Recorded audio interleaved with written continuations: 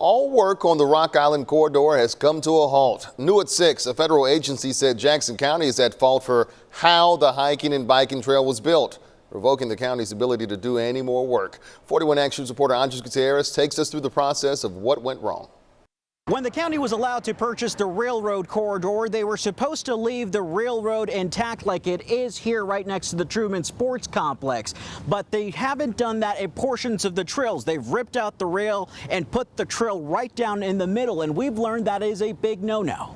Today, a board in the nation's capital revoked Jackson County, Missouri's exemption to continue any more work on the Rock Island corridor. It actually cuts them off at the knees. Attorney Thomas Stewart represents several property owners who say Jackson County improperly took their land to build a trail on the former rail line that runs from the Truman Sports Complex to Lee Summit. We've been arguing for months, if not years, that Jackson County misled both these landowners and the taxpayers of Jackson County with respect to their acquisition of this railroad right-of-way.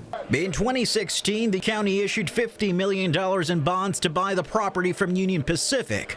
The county said a rail line would be maintained next to the trail, but instead the rails and ties have been removed and the trail has been sitting on the rail bed. Something that Stewart says shouldn't have been done. When the railroad initially acquired this property, they acquired an easement, meaning that if they stopped using it for train traffic, that land should have reverted back to these adjacent landowners. Those landowners took their concerns to the Federal Surface Transportation Board, who found the county is at fault for tearing up the rail, leading to their decision to revoke the county's exemption. Jackson County, frankly, has no right to even be on that property. Stewart calls this a significant ruling, but the fight is far from over. They think they can basically go in and take these people's lands without paying them for it. It violates the Constitution of the United States and the laws of Missouri and the laws of the United States.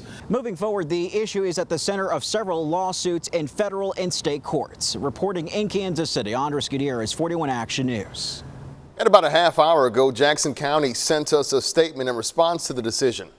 Here's what it reads. At the time of the STB's filing, the county was in the process of seeking the authority to abandon the line, which is the first step in rail banking the corridor. The county will suspend the abandonment process until we determine how best to proceed.